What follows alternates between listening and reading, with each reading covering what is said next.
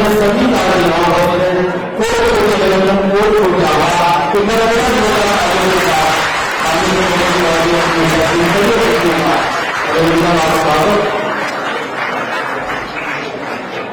कार्यक्रम के निर्वहन कारण से पहले आगे माननीय मुख्यमंत्री महोदय मंचासीन अतिथि का दीप प्रज्वलित किया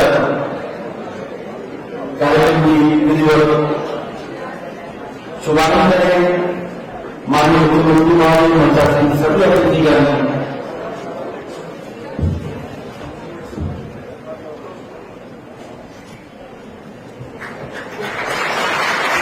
महिलाओं की बुजुर्गों की बच्चों की सुरक्षा के लिए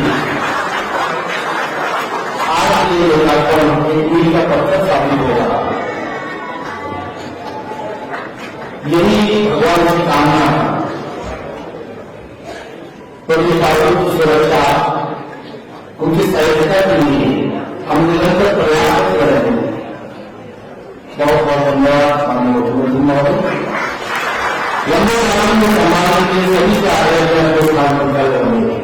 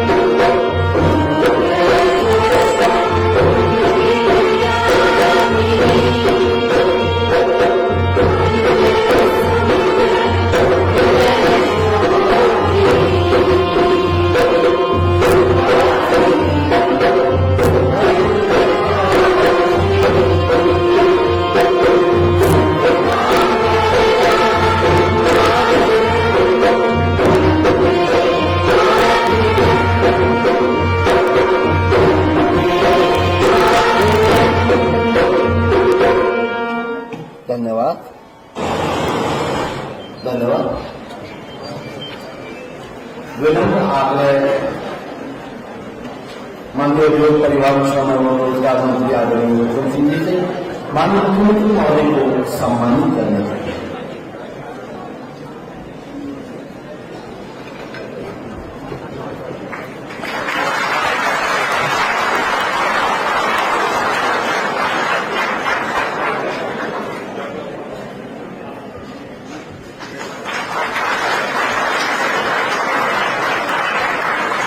धन्यवाद। पुनः माननीय मंत्री महोदय से माननीय शहरी विकास नगर एवं ग्राम योजना आवास संसदीय मामले दिल्ली एवं सहकारिता मंत्री आदरणीय श्री सुरेश भारद्वाज को सम्मानित करने के लिए हमारे मध्य यहाँ पर परीक्षा दे रहे हैं।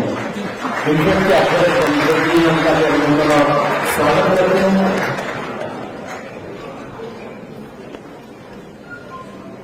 प्रधान सचिव परिवहन आज नई दिल्ली से हमारा आग्रह माननीय उद्योग परिवहन एवं श्रम रोजगार मंत्री विक्रम सिंह जी को सम्मानित करने के लिए।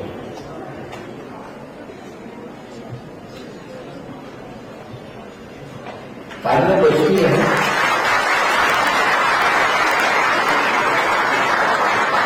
बहुत बहुत धन्यवाद।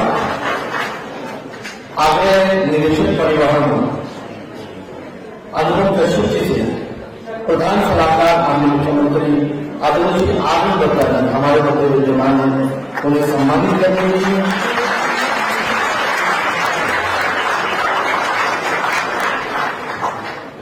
सीडे के निदेशक श्री सतीश जी हमारे मध्य विद्यमान है, पुनः आग्रह रहेगा सम्मानित करने।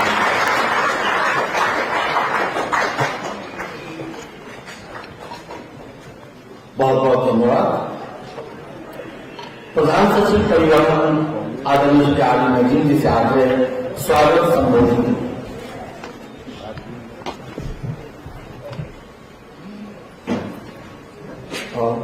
मी आज यहाँ उपस्थित माननीय मुख्यमंत्री महोदय जी, माननीय शहरी एवं विकास मंत्री श्री सुरेश भारद्वाज जी, माननीय उद्योग परिवहन श्रम एवं रोजगार मंत्री श्री विक्रम सिंह जी, सभी आमंत्रित गणमान्य व्यक्तियों व महिलाओं एवं बच्चों को विभाग द्वारा स्थापित vehicle location tracking device and emergency panic button system and command centre जो कि माननीय मुख्यमंत्री जी जनता को समर्पित कर रहे हैं, मैं इनका अदानी के लिए धन्यवाद देता हूं और दिल से आभार व्यक्त करता हूं।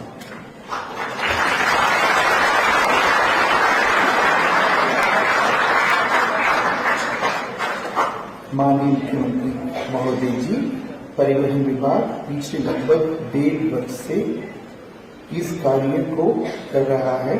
अब ये vehicle location tracking device and emergency panic button system and command centre तैयार कर दिया गया है और इसे emergency response support system telephone number 112 dial से जोड़ा गया है। ये महिलाओं एवं बच्चों की सुरक्षा के लिहाज से विभाग का एक बड़ा अपेक्षित कदम है, जिससे सभी को बहुत फायदा होगा। विभाग द्वारा 9,423 से अधिक वाहन इस सिस्टम से जोड़ दिया गया है और ये वाहन पिछले 1 वर्ष में कहां चले इसका पूर्ण विवरण कमांड सेंटर में उपलब्ध रहेगा। महोदय, इस कमांड सेंटर की स्थापना के बाद प्रदेश में महिलाओं एवं बच्चों की सुरक्षा, वाहनों की चोरी व वाहन दुर्घटनाओं का पता लगाना आसान हो जाएगा। ट्रांसपोर्ट डिपार्टमेंट ने दिनांक 25/2/21 को ई परिवहन व्यवस्था के माध्यम से परिवहन से संबंधित कार्य को ऑनलाइन कर दिया है। अब आरटीओ एसडीएम ऑफिस में ट्रांसपोर्ट का काम करवाने वाले लोगों की भी समाप्त हो गई है। सरकार द्वारा जारी Himachal Pradesh electric vehicle policy 2022 के तहत प्रदेश में 36/2022 तक कुल 1,000 के ऊपर इलेक्ट्रिक वाहन रजिस्टर हुआ है। पहले पैसेंजर एंड गुड्स टैक्स जमा करवाने के लिए ऑपरेटरों को एक्साइज डिपार्टमेंट जाना पड़ता था, पर अब सभी प्रकार के टैक्स केवल ट्रांसपोर्ट डिपार्टमेंट में जमा होने स्टार्ट हो गया है और ये सभी कार्य ऑनलाइन किया जाते हैं। सड़क सुरक्षा के लिए विभाग निरंतर प्रयासरत है। बच्चों की सड़क सुरक्षा के लिए विभाग द्वारा कक्षा 6 से 10 तक सिलेबस तैयार करवाया है और इस पाठ्यक्रम को इसी सेशन से पढ़ाना शुरू कर दिया गया है। विभाग स्थानीय लोक कलाकारों की सहायता से सड़क यूजर्स एवं आम जनता को सड़क सुरक्षा के प्रति जागरूक करने के लिए नुक्कड़ नाटकों को आयोजित कर रहा है, ताकि लोगों को उचित संदेश देकर सड़क सुरक्षा के प्रति उन्हें जिम्मेदार नागरिक बनने के लिए प्रेरित किया जाए। मैं माननीय मुख्यमंत्री महोदय जी का आभारी हूँ और उनका धन्यवाद करता हूँ कि उन्होंने अपने व्यस्तम कार्यक्रम में से समय निकालकर इस कार्यक्रम के लिए अपना बहुमूल्य समय दिया। धन्यवाद। जय हिंद, जय हिंद।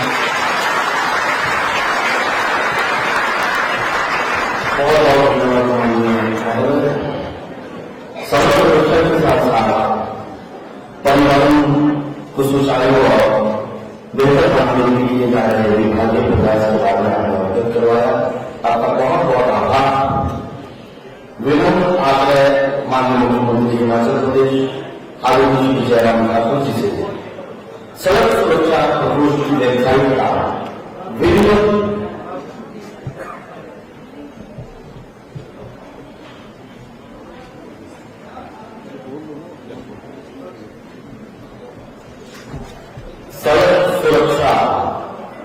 प्रपोजल की वेबसाइट का विधिवत शुभारंभ करने के लिए आज माननीय मुख्यमंत्री महोदय से विधिवत रूप से शुभारंभ किया वेबसाइट का जो यहाँ की प्रकृति की देन है, लेकिन कुछ और आवाजें हैं जो हमारी लापरवाही की देन है, क्योंकि पहाड़ी रास्तों पर जरा सी गलती जिंदगी भर का सबक बन जाती है। इसीलिए ओवर स्पीडिंग, टर्न्स पर ओवरटेक, लाउड म्यूजिक अवॉइड करें and don't drink and drive. यातायात के नियमों का पालन करें। हमारी एक गलती से जिंदगी तबाह हो सकती है। रोड सेफ्टी सेल परिवहन विभाग हिमाचल प्रदेश द्वारा चलिए बहुत बहुत धन्यवाद। पुनः मुख्यमंत्री महोदय से व्हीकल लोकेशन ट्रैकिंग डिवाइस का आपातकालीन बटन जागरूकता प्रचार सामग्री का विमोचन करने की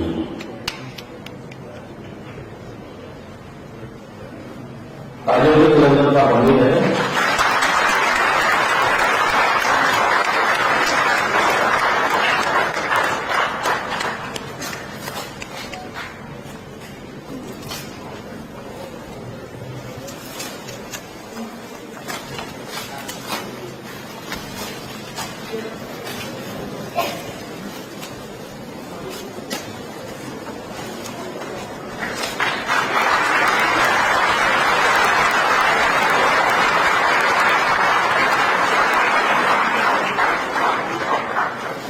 बहुत बहुत धन्यवाद मुख्यमंत्री महोदय। पुनः आपने माननीय मुख्यमंत्री हिमाचल प्रदेश आदरणीय श्री जयराम ठाकुर जी से पोषण जिसके लिए हम सब प्रतीक्षा कर रहे थे, व्हीकल लोकेशन ट्रैकिंग डिवाइस का आपातकालीन बटन निगरानी केंद्र का विधिवत शुभारंभ करने के लिए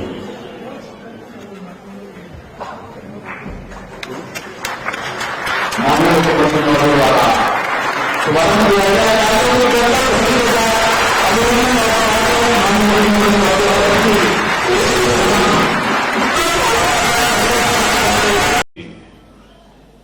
महत्वपूर्ण कार्यक्रम में तो हिमाचल के इतिहास में मैं समझता हूं कि बहुत लंबे समय तक स्मरण किया जाएगा, याद किया जाएगा। इस कार्यक्रम में हमारे बीच में शिमला के हमारे लोकप्रिय विधायक और शहरी आवास एवं सहकारिता मंत्री आदरणीय श्री सुरेश भारद्वाज जी,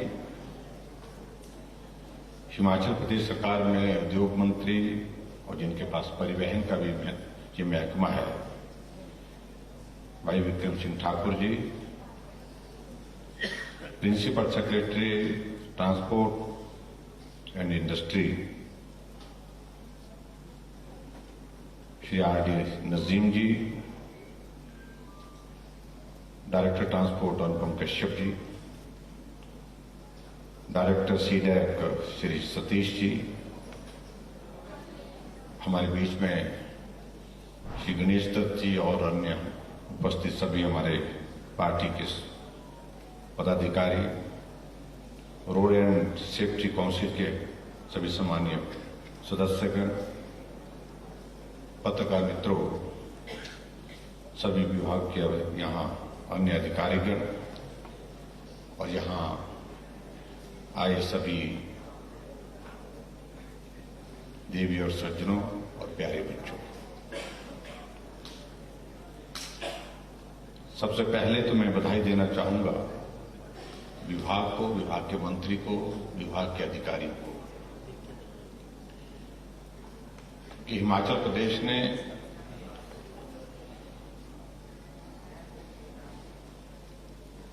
एक नया इनिशिएटिव लेते हुए vehicle location tracking device and emergency panic button system and command centre की इस तरह की एक शुरुआत की जो संभवतः पूरे देश भर में किसी राज्य ने शुरुआत करने के बाद सफलता अगर हासिल की तो उसमें हिमाचल प्रदेश पहले नंबर पर इस बात को मैं बताऊंगा।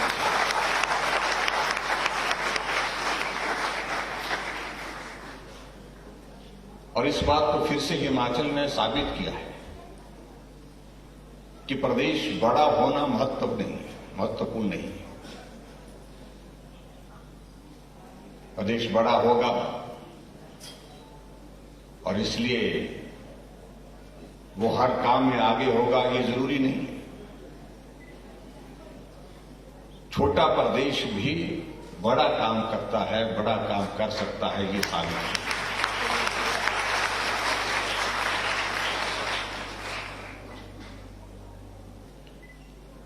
निश्चित रूप से इस बात को हमको स्वीकार करना होगा कि टेक्नोलॉजी ने एक बहुत बड़ा महत्वपूर्ण रोल आज की इस दुनिया में जो है वो निभाना शुरू किया है।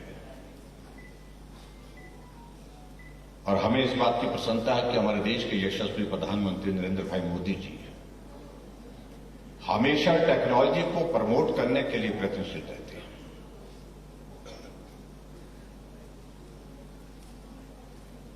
टेक्नोलॉजी का इस्तेमाल करना रोजमर्रा की जिंदगी में ये भी आवश्यक हो गया और टेक्नोलॉजी का इस्तेमाल करके हम दुनिया की दौड़ में, उस प्रतिस्पर्धा की दौड़ में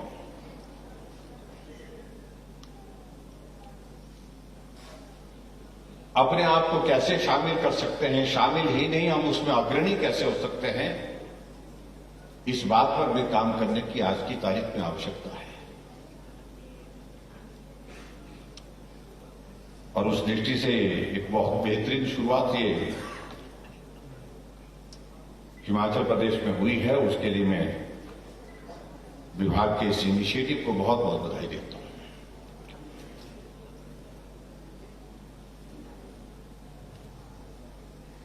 अब यहां जिस प्रकार से एक्सप्लेन किया जा रहा था सारी चीज को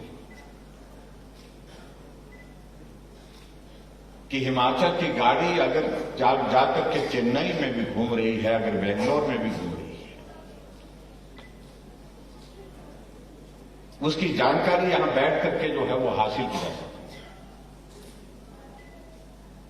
क्योंकि सिस्टम जो डिवाइस उसमें लगा करके उसको यहां से पता कर सकता है कि वो गाड़ी कितनी स्पीड से चल रही है, गाड़ी खड़ी है कि चल रही है, वो गाड़ी की लोकेशन क्या है।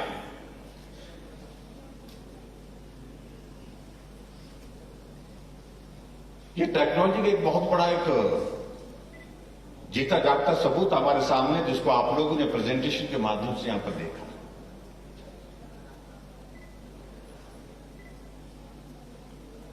और हिमाचल प्रदेश में हमने इस बात के लिए भी तय किया है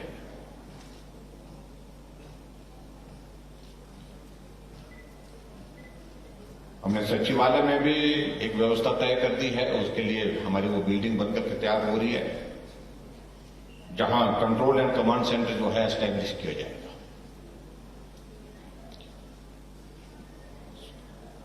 सरकार बनने के बाद मुझे जाकर के कुछ राज्यों में जाने का मौका मिले, मुझे गुजरात जाने का मौका मिला और गुजरात में जाकर के मैंने मुख्यमंत्री के साथ बैठ करके उन्होंने कहा कि मैं आपको एक चीज दिखाता हूं। वो अपने कंट्रोल एंड कमांड सेंटर में हमको ले गए, जो मुख्यमंत्री के कार्यालय के एकदम साथ है।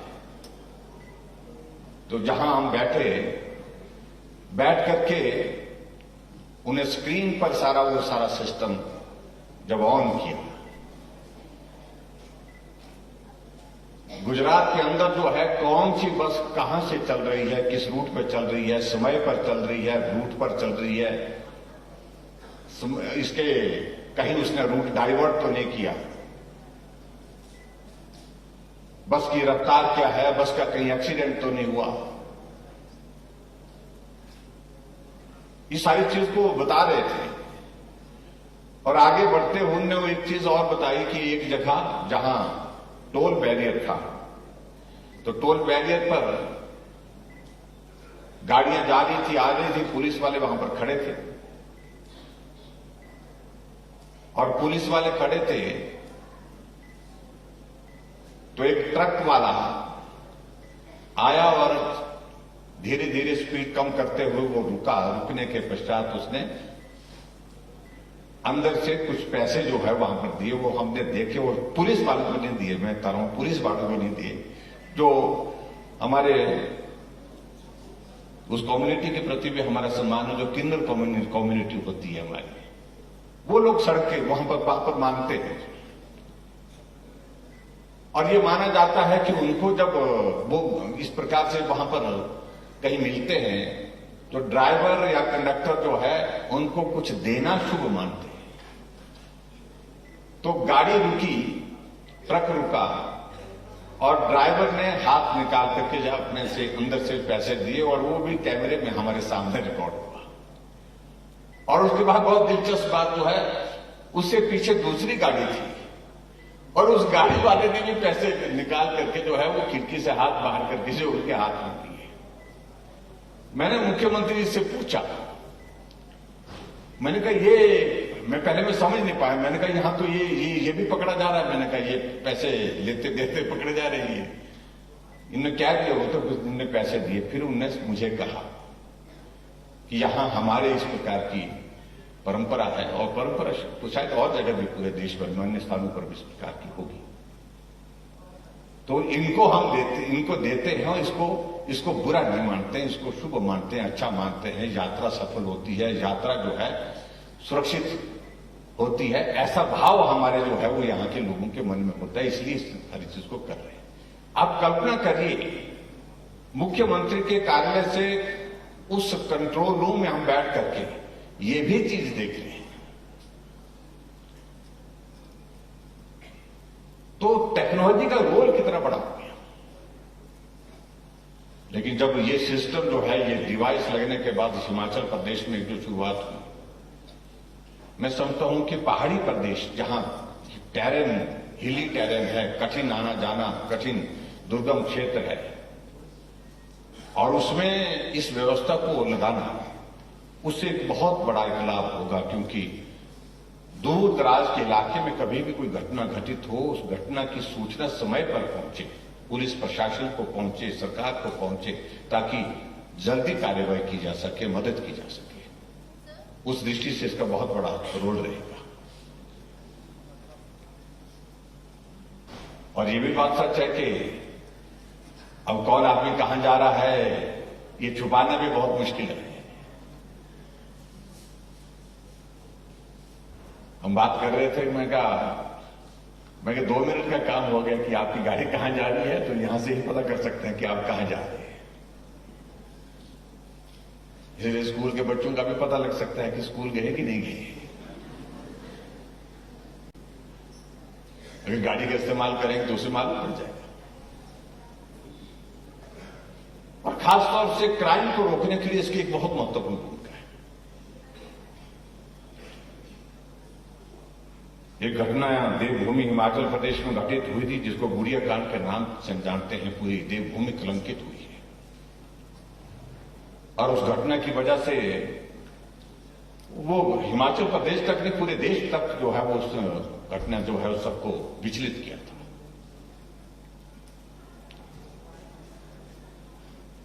उसके बाद हमारी एक भावना है कि हमारे बच्चे, हमारी बेटियां जब भी जाती हैं वो सुरक्षा, हालांकि देवभूमि हिमाचल प्रदेश में यहां घटनाएं बहुत ज्यादा घटित नहीं होती, लेकिन फिर भी घटित होने की संभावना हमेशा बनी रहती है।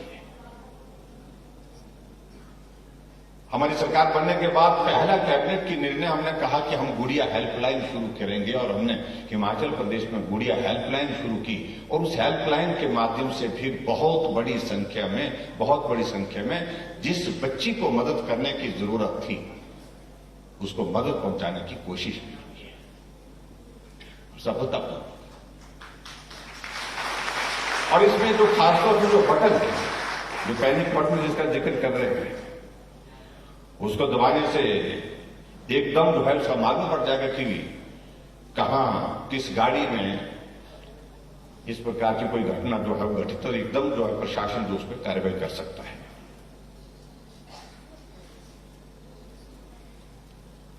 और मुझे इस बात की भी प्रसन्नता है कि इस इनिशिएटिव के माध्यम से सबसे इंपॉर्टेंट चीज जो हमारे, क्योंकि पहाड़ में कहीं घटना घटित होती है, एक्सीडेंट होता है, जब रेस्क्यू ऑपरेशन होता तो कई बार रेस्क्यू ऑपरेशन के लिए जो है उसके लिए जो है वो सूचना में ही विलंब हो जाता है, देर हो जाती है। और जब गाड़ी का एक्सीडेंट होता तो क्योंकि हिली टेरेन होने के कारण जो है वो बड़ी संख्या में लोगों की जीवन पर जो आफत हो जाती है। क्योंकि हाल ही में जिसका जिक्र यहां पर कर रहे थे कि हमारे कुल्लू जिला के बंजार विधानसभा क्षेत्र में घटना घटित हुई, 15 लोग थे और 15 में से 13 लोगों की मौके पर मृत्यु हुई है। मैं खैर गया था वहां और कुल मिलाकर के मुझे इस बात की पीड़ा है कि वहां जब गया मैं वहां पर जो रेस्क्यू ऑपरेशन होना चाहिए तो वो विलंब हो गया क्योंकि सूचना पहुंचने में भी देर हुई। लेकिन वहां पर सबसे इंपॉर्टेंट चीज थी कि इमीडिएटली गाड़ी इस प्रकार से गिरी थी, छत उसकी नीचे थी बस की, और जो बॉडी उसके जो टायर वगैरह सारा उसका जो है वो वेट ऊपर था, लोग नीचे फंस गए उसके और वो चाहे बच सकते थे अगर वहां पर तुरंत जो है वो मशीन हमारे पास उस गाड़ी को उठाने के लिए होती। ऐसी सूरत में ऐसी चीजों की बहुत बड़ी आवश्यकता है और मैं उम्मीद करता हूं कि इस टेक्नोलॉजी के माध्यम से इसमें बहुत बड़ा एक रोल रहेगा और हम लोगों की जिंदगी को सुरक्षित बचाने में भी भगवान करे घटना घटित ही ना हो, लेकिन फिर भी अगर इस तरह की घटना घटित होती है तो निश्चित रूप से हम उसमें उनकी जिंदगी को बचाने के लिए काम कर सकें, जल्दी तुरंत कार्रवाई कर सकें, इस बात को भी ये मददगार होगा। हिमाचल एक ऐसा प्रदेश है जहां पर पर्यावरण बहुत अच्छा है, लेकिन उसके बावजूद भी जो नई टेक्नोलॉजी अब जो आगे बढ़ती जा रही है, जो इलेक्ट्रिक व्हीकल की, और मुझे इस बात की खुशी है कि हमने 2017 से जो है वो इलेक्ट्रिक बसेज हिमाचल प्रदेश में चलानी शुरू की है, जिसके कारण प्रदूषण कम करने में हम सफल हो रहे हैं।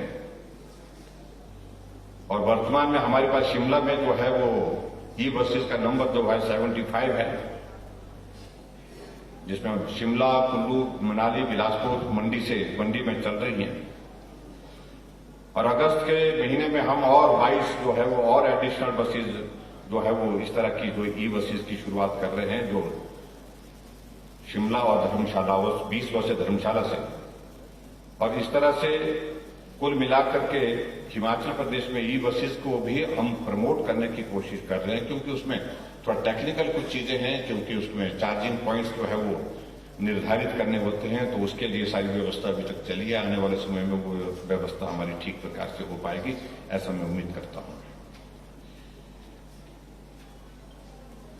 ट्रांसपोर्ट के सेक्टर में, क्योंकि हिमाचल एक ऐसा प्रदेश है जहां पर हमारे पास ट्रांसपोर्ट का सबसे बड़ा जरिया जो है, यातायात का सबसे बड़ा जरिया क्या है, वो सड़क मार्ग। सड़क मार्ग में हम क्या कहते हैं, सड़क मार्ग में क्या है, वो बड़ा जरिया जो है वो हमारी बसेज है, HRTC बसेज है, चाहे वो प्राइवेट बसेज है। उनके बहुत, यानी कि एक दिन भी अगर हमारी HRTC रुक जाती है तो जिंदगी रुक जाती है एक तरह की हिमाचल की, तो क्योंकि और कोई माध्यम नहीं है। दूसरे माध्यम है तो प्राइवेट व्हीकल में बहुत कम लोग जा पाते हैं, तो इसलिए HRTC को हमेशा हमने प्रमोट करने के लिए लोगों को हमारे आने जाने की सुविधा बेहतर हो, उस दृष्टि से सदैव प्रयत्न किया है। जब कोविड का संकट आया था तो हमारे प्राइवेट बस ऑपरेटर जो है बहुत संकट में थे, चाहे वो स्टेज कैरियर के हैं, चाहे वो कॉन्ट्रैक्ट कैरियर के हैं।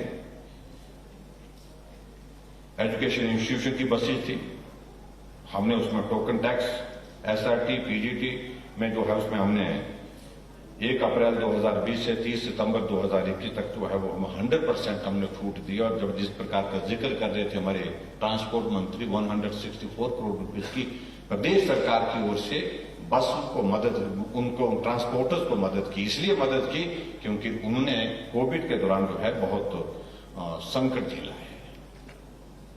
और इस बात को भी मैं आपके बीच में जरूर कहना चाहूंगा कि जो एक प्रयत्न हमारी सरकार की ओर और भी, जो हमारे सड़कों के जो नियम है, यातायात के हमारे जो नियम है, उसमें जानकारी का अभाव ना रहे, इसलिए 6ठी क्लास से आगे के लिए बच्चों को लिए जो है उसमें हमने जो 10वीं तक के बच्चों के लिए उसको सिलेबस में भी हमने उसको जोड़ने की कोशिश की है। और आने वाले समय में बच्चों को स्कूल में बसों के ही नहीं, सारी ट्रांसपोर्ट के हमको कैसे यातायात के जो नियमों की जानकारी हो सके, उस बात को भी हम सुनिश्चित कर रहे हैं, ताकि बच्चा पैदल चल रहा है तो उसको किस प्रकार से नियमों का पालन करना है। अगर गाड़ी में भी चल रहा है तो वो भी, अगर किसी को जानकारी का अभाव है, अगर चालक को अभाव है तो बच्चा भी उसको बता सकता है कि भाई इस प्रकार से चलिए, यहां कहां रुकना है, स्टॉपेज पे कहां रुकना है, कहां, और जो उसके साथ साथ में स्पीड को कैसे किस प्रकार से ज्यादा नहीं करना है, सारी चीजों को लेकर के, तो उस दृष्टि से भी मुझे लगता है कि उसका एक बहुत बड़ा एक लाभ रहेगा, ऐसा मैं उम्मीद करता हूं।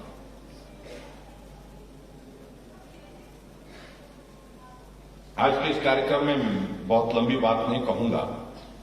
आज बहुत महत्वपूर्ण एक शुरुआत हमने हिमाचल प्रदेश में ये भी की, जिसका जिक्र माननीय सुरेश भारद्वाज जी कर रहे थे, कि कोविड का संकट हमारे जीवन को बहुत विचलित करके गया है। 2 वर्ष तक हमारा बहुत बड़ा एक संकट, जिसका सामना हम सब लोगों ने किया, मिलकर के किया। बच्चे स्कूल से दूर रहे, घर रहना पड़ा, ऑनलाइन क्लासेस पर डिपेंड होना पड़ा, लेकिन फिर भी टेक्नोलॉजी का उपयोग हुआ। बच्चों को पढ़ने की एक सुविधा जो है घर बैठे भी उस प्रकार से मिल सकी, लेकिन फिर भी उसके बावजूद हमको इस बात को स्वीकार करना पड़ता है कि बच्चों की पढ़ाई प्रभावित हुई है। अभी आदरणीय प्रधानमंत्री जी ने जिस प्रकार से कोविड के इस पूरे संकट को मैनेज करके जो है पूरे देश को एक हौसला दिया, हिम्मत दी, उस दृष्टि से मैं ये जरूर कहना चाहता हूं कि आदरणीय प्रधानमंत्री जी का हम हृदय से आभार व्यक्त करते हैं। इस संकट से बचने के लिए जो वैक्सीन उन्होंने फ्री ऑफ कॉस्ट पूरे देश के लिए और भारत के साइंटिस्ट द्वारा बनाई हुई वैक्सीन का उपयोग भारत के अंदर, और दुनिया का सबसे ज्यादा वैक्सीन करने वाला, वैक्सीन डोजेज लगाने वाला कोई देश है तो भारत, जिसने अभी 3 दिन पहले 200 करोड़ का जो हमारे वैक्सीन डोजेज का जो है वो टारगेट को हमने एक्सीड किया है, पूरा कर। लेकिन अभी भी हम इस बात को देख रहे हैं कि कोविड का संकट अभी तक पूरी तरह से समाप्त नहीं हुआ, और ऐसे में अभी तक भी हमको सजग और सावधान रहने की आवश्यकता। हम हिमाचल में भी देख रहे हैं कि लगातार हर रोज मामलों में बढ़ोतरी हो रही है, वो चिंता का विषय है। हमने पिछले कल सभी डिप्टी कमिश्नर के साथ वीडियो कॉन्फ्रेंस के माध्यम से हमने कहा है कि अलर्ट होने की आवश्यकता है। हमारी प्रेपरेशन जो है कोविड की मैनेजमेंट की जो है उसको गियर अप करने की आवश्यकता है, और इसीलिए आदरणीय प्रधानमंत्री जी ने एक और शुरुआत की, जो पूरे देश भर के लिए जो बहुत बेहतरीन शुरुआत पिछले दिनों से आपने सुना होगा कि अमृत महोत्सव का जिक्र हो रहा है। कई बार सोचते हैं कि अमृत महोत्सव का अभिप्राय क्या है। अमृत महोत्सव का अभिप्राय यह है कि भारत की आजादी के 75 वर्ष हो गए, 75 ईयर्स ऑफ इंडिपेंडेंस, और उसको एक बड़े उत्साह के साथ, बड़े जश्न के साथ पूरे देश भर में मनाने का कार्यक्रम चल रहा है। और उन्होंने इस बात को लेकर कोविड के मैनेजमेंट के लिए भी अमृत महोत्सव के इस अवसर पर 15 जुलाई से 30 सितंबर तक 75 डेज के लिए एक अभियान शुरू किया है, जिसमें हमारे 18 साल से 59 ईयर्स के जो हमारे जो लोग हैं, जिनको जो प्रिकॉशनरी डोज, जिसको बूस्टर डोज भी हम बोलते हैं, अगर वो डोज नहीं लगी है उसको सुनिश्चित करें कि इस समय में 75 डेज में free of cost booster dose यानी कि प्रिकॉशनरी डोज जो है सभी को लगनी चाहिए, ताकि कोविड को हम प्रभावी ढंग से रोक सके। इस दृष्टि से आज हमने एक शुरुआत की है, यहाँ दीनदयाल उपाध्याय हॉस्पिटल शिमला से, डीडीयू से, और मैं उम्मीद करता हूं कि यहाँ जितने भी हमारे बच्चे हैं उन्हें भी, वो भी इसका उपयोग करेंगे, और जो इसके लिए जो एलिजिबल होंगे, इस कैटेगरी में जो शामिल होंगे 18 से ऊपर के जो बच्चे जिनको प्रिकॉशनरी डोज लगाने की जो कैटेगरी में आ रहे हैं, तो वो भी इसका उपयोग करें। मेरा आप सबसे इस बात के लिए आग्रह है कि सुनिश्चित करें, सभी सुनिश्चित करें कि प्रिकॉशनरी डोज भी बहुत जरूरी है, इसको भी हम पूरा करें। बाकी आज के इस कार्यक्रम में एक बार फिर से मैं विभाग को बहुत बहुत बधाई देता हूं, शुभकामनाएं देता हूं, और हमारा एचआरटीसी बहुत बेहतरीन ढंग से काम कर रहा है। और एक सुझाव मैं जरूर देना चाहूंगा, जिसका मैंने जिक्र माननीय मंत्री जी से भी किया, प्रिंसिपल सेक्रेटरी महोदय जी से भी किया। इस कार्यक्रम का एक नाम तय करें, एक जो है, जैसे हमने बहुत सारी चीजों को लेकर के हिमाचल प्रदेश में जो इनिशिएटिव लिए हैं उनके नाम हमने तय किए। अभी हाल ही में हमने हिमाचल पूरे देश भर में पहला स्टेट है जिसने ड्रोन पॉलिसी बना करके तैयार की। पहला प्रदेश, हिमाचल पहला प्रदेश है, और इसके लिए प्रधानमंत्री जी ने भी हमको बताई थी ड्रोन पॉलिसी हुई, और उसको गरुड़ के नाम से हमने उस प्रोजेक्ट को हमने लिया है। और इसी तरह से इस प्रोजेक्ट को भी कोई अच्छा नाम ढूंढिए, आप अच्छा नाम ढूंढिए, उस नाम के साथ उसको जोड़िए, और जिसमें हिमाचल की आवाज, हिमाचल का भाव, हिमाचल का देवभूमि का कोई इस तरह का वो आता हो, जिक्र आता हो, ताकि इस प्रोजेक्ट को एक नाम के साथ जोड़ करके हम ब्रांड कर सके पूरे देश भर में। हिमाचल पहला प्रदेश है जहां इस व्यवस्था को हमने शुरू किया है, और इसका एक नाम अगर होगा तो निश्चित रूप से उससे और भी बेहतर पहचान हमारी बनेगी, उसके लिए प्रयत्न करें। तो यही मैं आज के इस अवसर पर कहना चाहूंगा, और यहाँ सभी आज के इस कार्यक्रम में उपस्थित महानुभाव का भी मैं आभार व्यक्त करता हूँ, और बच्चों का विशेष तौर से, बच्चों को नई चीज देखने को मिली, बच्चे खुश लग रहे हैं मुझे आज की स्कूल की छुट्टी हो गई। ये बहुत आनंद का विषय होता है, खासतौर से हम तो ढूंढते रहते थे, हमारे जमाने में मास्टर बहुत खराब थे, छुट्टी नहीं देते थे।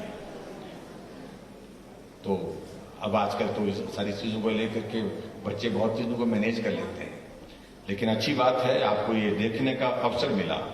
बच्चों, इसके माध्यम से बहुत सारी चीजें जो आप लोगों ने यहाँ पर सुनी होगी, देखी होंगी, लेकिन इसके साथ बात देखने और सुनने के बाद इस चीज को समझना, ये बहुत आवश्यक है नई जनरेशन के लिए, क्योंकि टेक्नोलॉजी में आजकल नई जनरेशन हमारी जनरेशन से बहुत आगे है। तो इसलिए आप सब इस बात को लेकर के इसका लाभ लेंगे, यानी कि आप जानकारी की दृष्टि से इसका लाभ लेंगे।